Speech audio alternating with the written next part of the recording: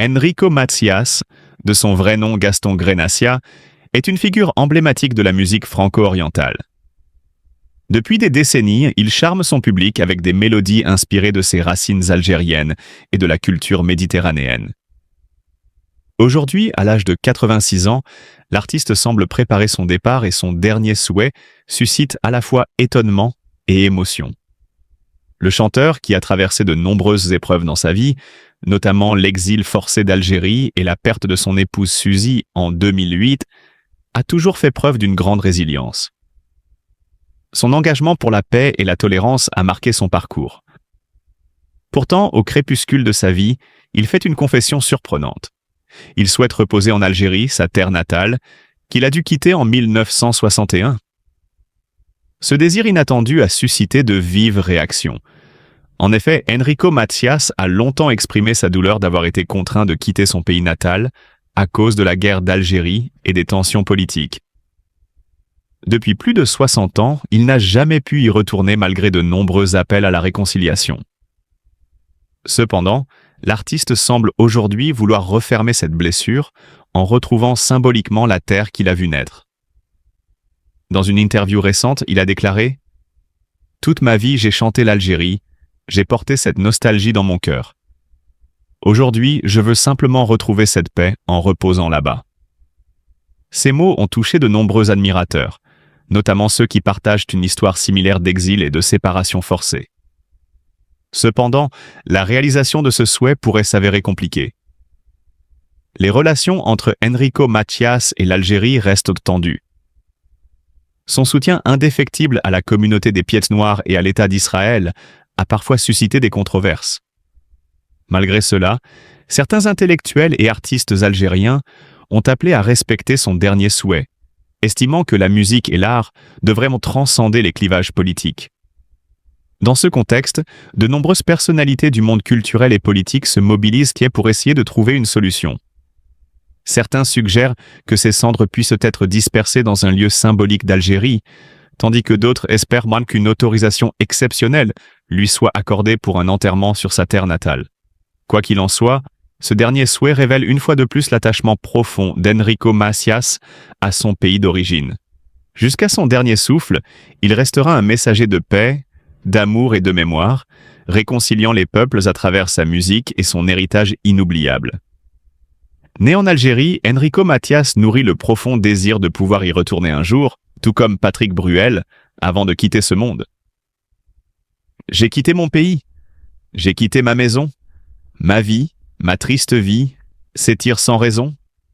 J'ai quitté mon soleil, j'ai quitté ma mer bleue. » Ces paroles empreintes de nostalgie résonnent encore aujourd'hui, rappelant un exil douloureux et irréversible. En 1961, alors que l'Algérie était encore en proie aux tourments de la guerre d'indépendance, Enrico Macias a dû faire ses adieux à la terre qu'il a vue naître. C'est cette année-là, précisément le 29 juillet, que lui et sa famille ont pris la difficile décision de quitter leur foyer, abandonnant derrière eux des souvenirs, une culture et un mode de vie qu'ils avaient toujours connus. À cette époque, l'issue du conflit était encore incertaine, mais la tension et la violence poussèrent de nombreuses familles à l'exil. Comme 150 000 autres juifs algériens et près de 500 000 Pieds Noirs, les Grenacia ont traversé la Méditerranée le cœur lourd, se dirigeant vers la France, terre d'accueil mais aussi d'inconnus. Loin de la lumière éclatante d'Alger et de la douceur de vivre méditerranéenne, ils ont dû s'adapter à une nouvelle réalité, marquée par l'exil et la perte d'un enracinement profond. Pour Enrico Macias, cette séparation a été un véritable déchirement. Son attachement à l'Algérie ne l'a jamais quitté, et à travers sa musique, il n'a cessé de chanter son amour pour ce pays qu'il espère un jour pouvoir revoir.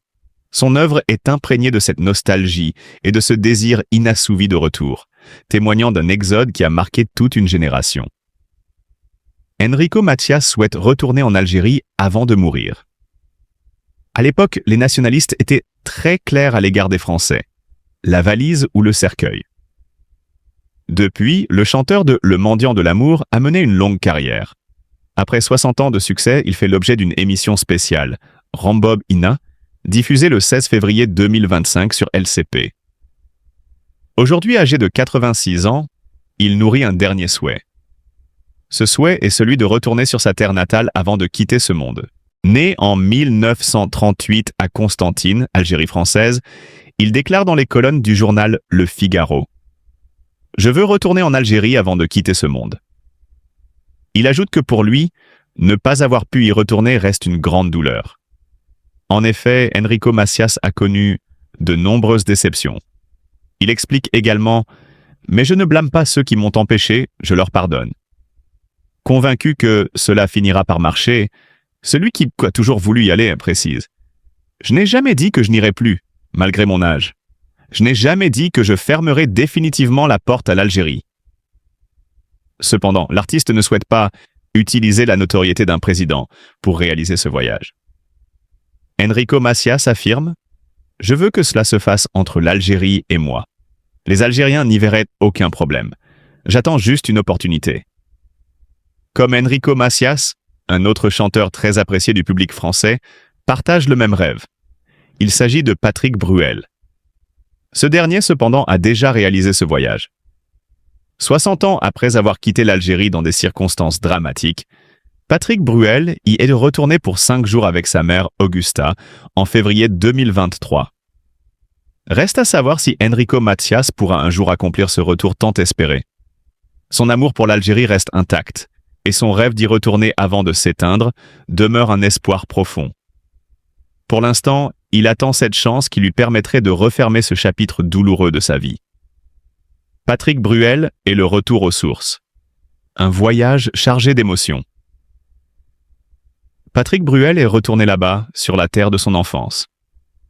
En juin 1962, alors que l'Algérie était sur le point d'accéder à son indépendance, 2 semaines seulement avant la déclaration officielle, la famille Benguigui a dû quitter précipitamment le pays, comme tant d'autres pièces noires. À cette époque, Patrick Bruel, de son vrai nom Patrick Benguigui, n'était encore qu'un enfant de 3 ans, trop jeune pour comprendre les événements qui allaient bouleverser sa vie à jamais. Dans un témoignage émouvant accordé au journal du dimanche, JDD, l'artiste a partagé ses souvenirs et ceux de sa mère, racontant ce qu'il décrit comme un voyage chargé d'émotions et de hautes valeurs symboliques. Ce retour aux sources n'est pas anodin pour lui, car il ravive des souvenirs enfouis et des sentiments mêlés entre nostalgie et douleur. Patrick Bruel a ainsi évoqué les circonstances de la fuite de sa famille. Comme de nombreuses autres familles juives et européennes d'Algérie, les siens ont dû abandonner derrière eux une terre qui était la leur depuis plusieurs générations. Sa mère, consciente du danger croissant pour ceux qui restaient, a pris la décision difficile mais nécessaire de partir. Le jour du départ, elle a d'abord pris un train en direction de Tlemcen, avant de poursuivre le voyage en taxi jusqu'à Oran. De là, ils ont rejoint l'aéroport d'Es Senia, où un avion les attendait pour les emmener vers la France, vers une nouvelle vie marquée par l'exil et l'incertitude. À l'instar d'Enrico Macias, autre figure emblématique de la communauté des rapatriés d'Algérie, Patrick Bruel et sa famille ont trouvé refuge en France, et plus précisément à Argenteuil, en banlieue parisienne. C'est là qu'il a grandi, forgé son identité et construit son avenir, sans jamais renier ses origines, ni oublier cette terre d'Algérie qu'il a vu naître. Ce parcours d'exil et de résilience a profondément marqué l'artiste, influençant sa sensibilité et sa vision du monde. Son attachement à son passé et à ses racines transparaît souvent dans ses chansons et dans ses prises de parole publiques. Il n'a jamais caché la douleur de cet arrachement, ni le poids de cette mémoire collective partagée par des milliers de familles. Aujourd'hui, Patrick Bruel est un artiste reconnu, dont la carrière musicale et cinématographique a conquis le public. Pourtant, malgré son succès, ce retour aux sources en Algérie reste un moment fort, empreint d'émotion et de réflexion sur son histoire personnelle.